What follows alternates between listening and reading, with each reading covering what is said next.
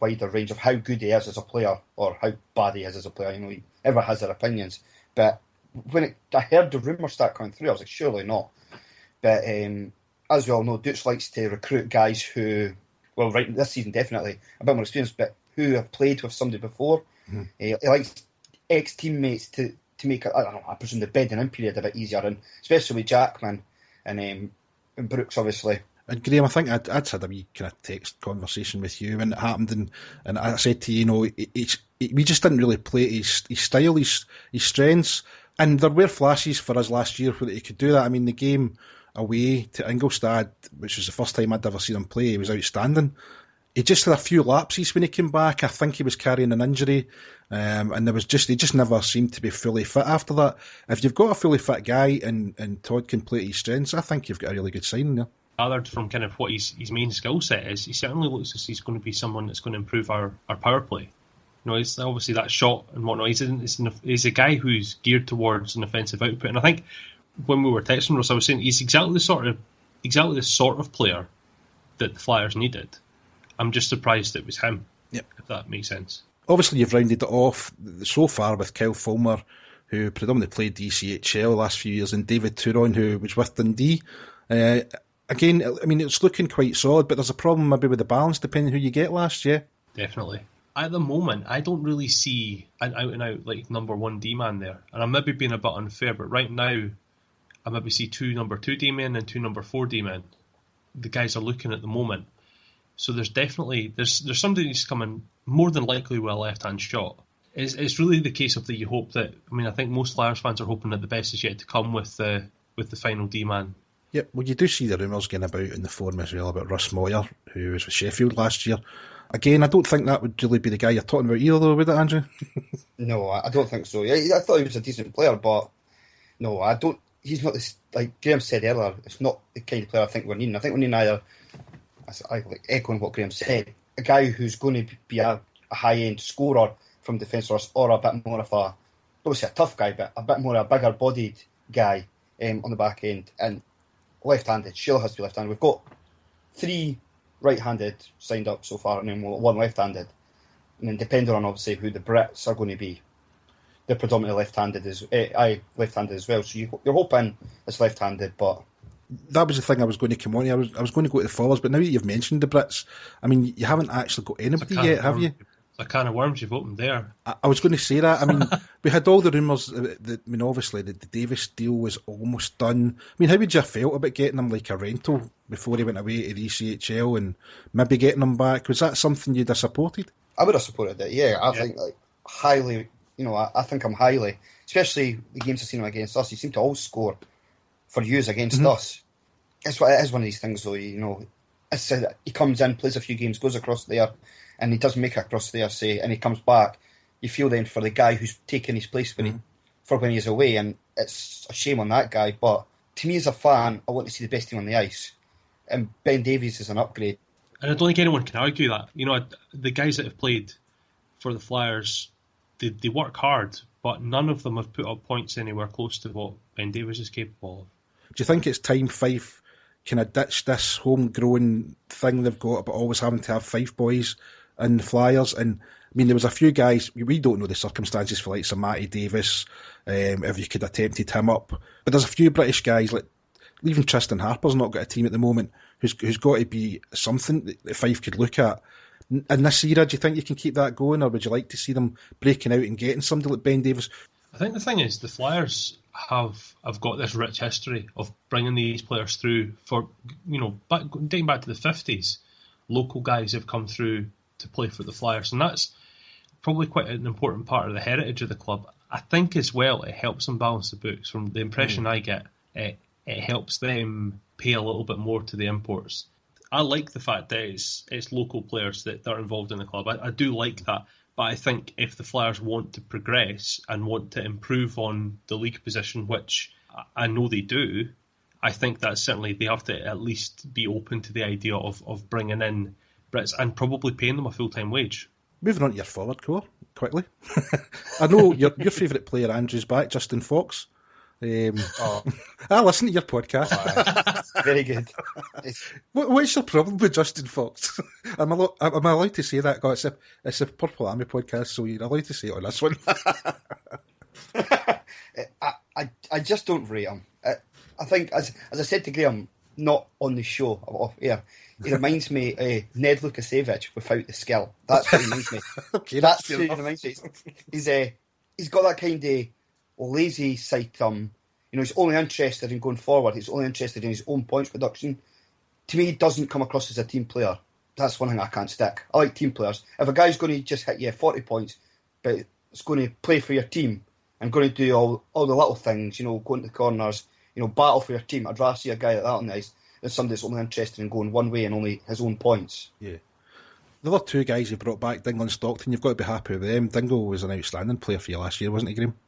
Dingle's fantastic. It's interesting, actually, just this week, Duane was talking about the players that they've brought in, and he was likening it to Dingle. He was saying that the players that they were bringing in had that same sort of work rate. Dingle's probably an example of the type of player that Andrew was just talking about, that if he was only interested in going forward, he probably would have put up more points.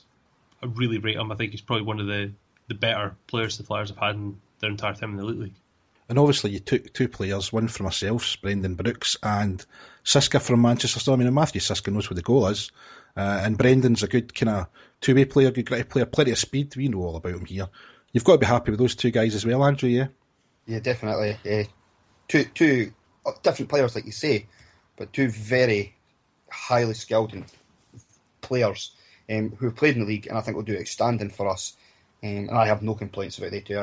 So when they were announced, I was over the moon with both of them. A bit more with Brooks than what I was Siska, more for the fact is we've signed him from use. and it makes it that bit more fun, if you know what I mean. The other guy you signed recently, Sebastian Thinnell, is that how you pronounce it? Am I getting it right? We just had that exact same debate. Oh, did you? Yeah, we have no idea. But we came out with the same solution as you, so... Just laugh through it so nobody noticed. Yeah, exactly. He looks like a good signing, but again, with the likes of him, with your other guy, Chase Shaber, and maybe to a lesser extent, Carlo Finucci, they're guys that we haven't really seen, so you're going on elite prospects and you're trying to piece together. That's what we spend all summer doing, isn't it? But the guys, I think this is the most fun part of the season because you always end up being wrong.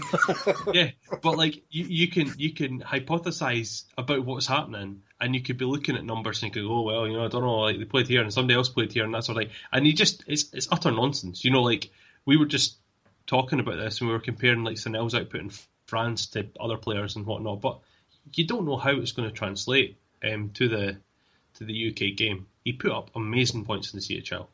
Got your Brickcore still to sign, and there's rumours going about they're all going to be announced in a winner, really, but I don't know if that's true. Who is it you're most excited to see play? If you could pick one player in your team roster you're most excited to see it in the Fife jersey, Andrew, who would it be? Only for the fact I don't know what he's going to bring is Thinnell. Going by his points in that. As on the flip side, Brooks as well, because of what I've seen him playing for years. He's the kind of the style of player I like. What about your can you build on, obviously you had the success getting to the playoff finals last year, Andrew. Graeme.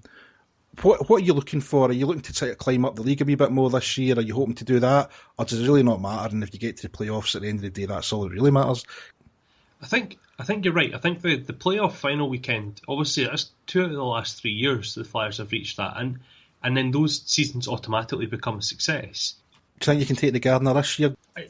I don't know. I mean, I think it's nice. I don't have the same issue that your Graeme has about the sort of the repetitive nature of playing the kind of the same teams over and over again. Because I do see it as a way of making the league a little bit more competitive, or at least making the league appear more competitive and whatnot, and kind of keeping everything together. Mm-hmm.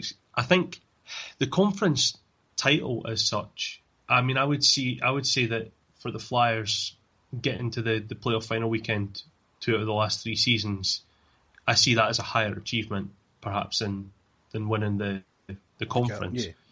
If a good season happens and a byproduct of it is that they win a bit of silverware, I'm not going to argue with Flyers winning silverware. Just, I'm not going to lose any sleep about it. I'm going to be very happy about that. But I've got to say that it's the league standings throughout the year. It's the league standings I look at rather than the conference standings. Thanks very much for giving us your time again. That's all right. It's going to be an even bigger kind of rivalry this year now that Brooksy and Jacko are playing in Fife. It'll be strange, but they're always great games to watch, aren't they, guys?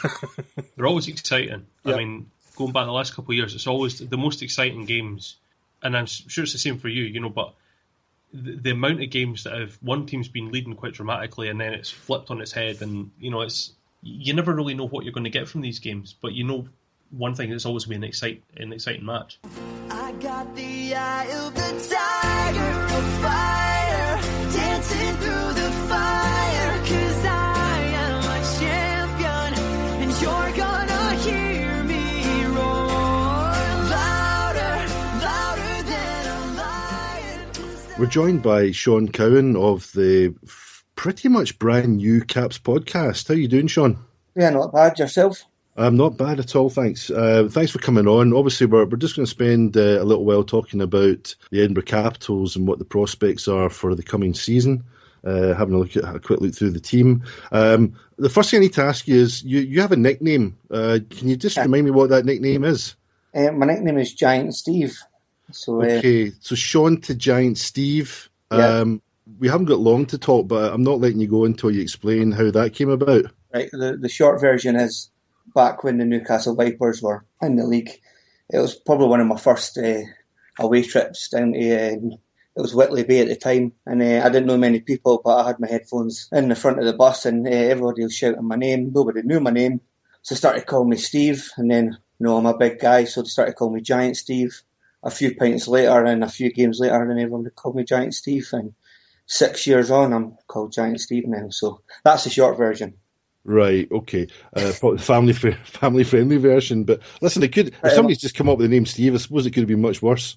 Well, that's it. So, and now most people know me as Giant Steve, and nobody knows actually who Sean is. So it's like a double persona almost. So if you're in a shop and somebody shouts out Steve, you immediately look around. Yeah, that's it. I turn around. Yeah, I answered it. Well, there we go. Okay, right. Well, as I say, thanks for coming on. I'll call you. Do I call you Sean? Do I call you Steve? Just call me Giant Steve or GS, whatever you want. GS, right. I'll try and make it GS then. Right, okay. Edinburgh Capitals. I'm sure you probably don't want to spend a lot of time talking about last season, but we obviously need to quickly refer back to it. I listened to your guys' podcast. I've listened to, I think, 3 you've made so far. Yep. I've listened to all 3. Obviously, I was listening to this week's a few days ago. I could hear your pain when you were talking about last season. But just, I think everybody kind of knows what went wrong. There's whys and wherefores about, why it went wrong. But ultimately, obviously, a very unsatisfactory season as a Caps fan. What's your overall take on it?